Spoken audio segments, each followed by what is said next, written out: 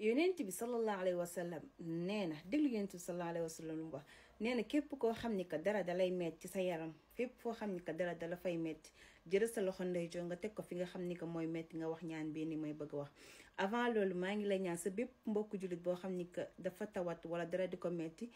envoyé ko ñaan ba moom mu jot si incha allah rabbi. yonent bi sallallahu alayhi wa sallam nee na bu dee dara dalay metti jël sa loxo ndeyjoor nga teg ko fi metti nga wax ñaan bi. ñaan bi kat mooy danga naan bismillahi rahmaani rahim danga jël sa loxo ndeyjoor nga teg ko fi metti nga ne bismillahi rahmaani rahim 3 fois soo paree nga teg ci a'uuzu billahi wa qudratihi min sharri ma ajidu wa uhaazir a'uuzu billahi wa qudratihi min sharri ma ajidu wa uhaazir a'uuzu billahi wa qudratihi min sharri ma ajidu wa uhaazir boo ko waxee incha allah rabbi yàlla dina si def tawfiix dina si def tayseer maa ngi lay ñaan nga partagé ma sa vidéo bi sama vidéo bi sa bépp mbokk jullit boo xam ni que yéene nga ko li ma la yéene incha allah rabbi mu daal si jot yal nañu yàlla sàmm yàlla aañu yàlla may ñu di gën si ñun incha allah rabbi